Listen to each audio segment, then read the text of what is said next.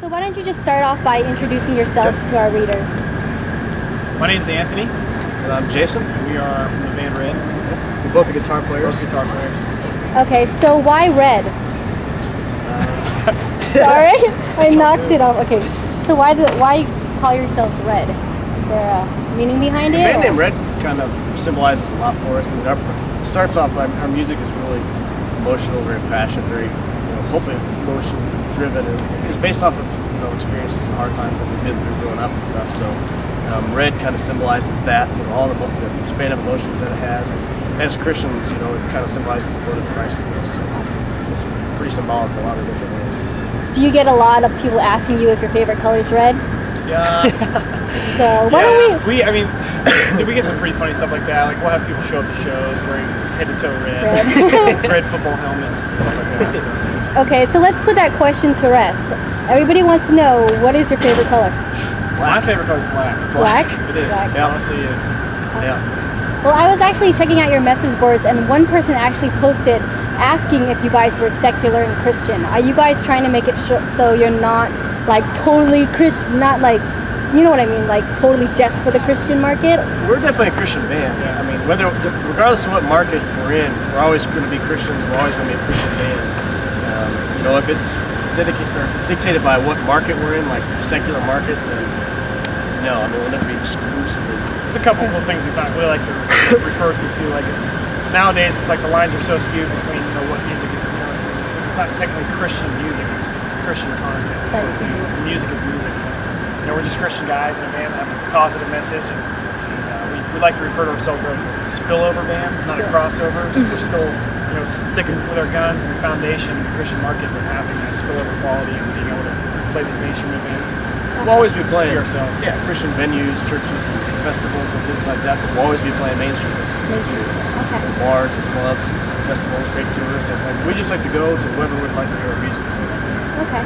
And how did you guys form this band? Did you guys grow up together? Were you put together? Or? 3 of us grew up together. 3 of us actually grew up in Pennsylvania. The lead singer, my twin brother, and I grew up in Pennsylvania. We moved to Nashville to pursue music. We met Jason and Hayden just working odd jobs and trying to get our music career off the ground. Okay. Eventually moved in together, started writing, and Red was formed. Awesome. Well, I have a question for you because I'm actually a twin sister. I have a twin sister. So I worked with my sister before, and I love her. But sometimes it seems like it's sometimes hard to work with family. Do you find that, or? Honestly, sometimes it's not that it's hard. It's my brother and I are deep rooted in Italian heritage, and our families are pretty loud. So when Ray and I kind of get into an argument or talk to each other, there's a lot of volume involved. But it's usually it's like that. It's kind of a whirlwind and it's over. But a lot of times it's cool because if something's going on, it's like. He can always come to me as his brother and your family and just hard times and stuff like that. It makes it easy that way. Yeah. And also, it's really combative. It's really entertaining. Yeah, it's fun. It's fun for the band for when Ray and I get. Is that him? Yeah, there's the brother right now. He kind of looks like you, so I wasn't sure. Come here. Okay. Hi. That's a twin brother. That's right. So, yeah. So, where did the name End of Silence come from? We talked about a lot of different options for the name of the record. We didn't decide on the name of the record until everything was finished and we had everything but packaging done. And we could go on the self-titled route or name it after one of the songs, have a title track or whatever. But End of Silence for us kind of stood for a lot of things. One being the fact that we worked on our record for two years before we handed it in, and that's kind of backwards, And I mean, we'll never get that opportunity to do it again because we're on a tour schedule and all sorts of things. We'll have 6 months at most to make our next record. A lot more pressure. A lot more pressure, but we knew, we wanted to make our first record count. So we spent 2 years writing and recording on our own before we went to labels. And so the End of Silence was kind of the end of that whole process for us. It's the beginning of all these things we wanted to talk about and do on a record. Got a chance to play live and put on a record. So it's about that too. It's also, End of Silence for us is predominantly just the fact that we talk about some heavy issues, some darker issues and things that people go through growing up, whether you're a teenager, whether you're younger, whether you're an adult and you're going through something. We all have hard times in our lives and valleys we go through, and our record discusses, what it's like being in those times. And it's not talked about a lot of times, especially in heavy music. A lot of heavy music is really dark and really negative. We wanted there to kind of be some sort of release from them to pull any positive things to talk about the same issues, and that's kind of what it is. And is it one of you guys? Is it you on the album, or is it? So that's Michael, our lead singer's Michael. face. That's Michael's singer, yeah. Okay, cool. That was a hard process too, figuring out the album artwork. Really? Yeah. Yeah, because I wasn't sure. It's like maybe they didn't use them, or maybe they Well, it's did. cool so. because on the front cover is Mike's face, and he's screaming. Like, obviously, Yeah. End of silence. He's making noise, but on the inside, his mouth is taped shut. So we couldn't decide what to do, but we're like, we want to symbolize just that tearing away of being vulnerable and speaking out. Okay. So my favorite song is "Breathe Into Me," which it plays on Air One all the time. So can you tell us more about that and where the inspiration came from that? It was the first song we wrote. One of the first songs we wrote. It was one of the first original songs we worked on in those 2 years that we worked on our EP.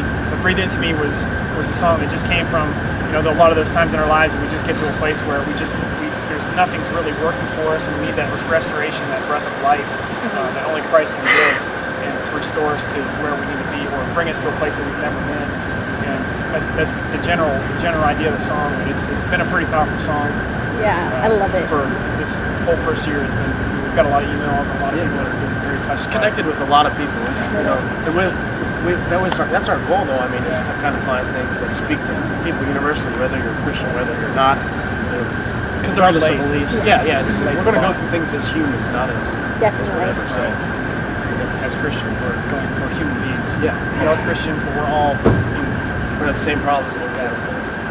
Also, congratulations on your Grammy nomination. Oh, thank you. Do you guys get to go? Or? We did. We went yesterday. Just yesterday was a great. Your brother's pretty funny. Yeah. It was fun, and it was crazy as well. I mean, we had no idea what to expect going into it. And it was, all this pageantry and everything going around it. But it was a fun day. I mean, it was a lot of press. We met a lot of cool people, saw a lot of cool people. You'd be sitting there like, Stevie Wonder.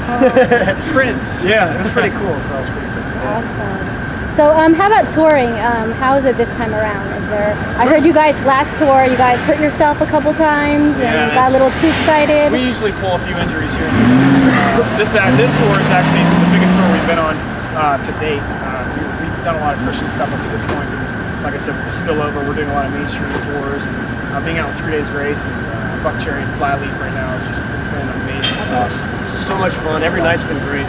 Every show's been sold out. And it's just been, it's been good momentum building for us. But I mean, we've met a lot of great people, a lot of good friends with these other bands. It's just being received very well, which is also an uplifting thing for all of us, because it's obviously in this market there's a whole different crowd that we're speaking to, and it's getting that general acceptance, for feeling that we're being loved on a little bit makes it easier. So. Yeah. And we finish this tour here in like a week or something like that. We go 7 us, and it'll be 40 dates. Oh, awesome. All of the United States tour. Yeah, we'll be coast to coast on that one, so we'll be here. Is it hard, like being in a bus together? Do you guys ever? Yeah, it gets pretty stinky.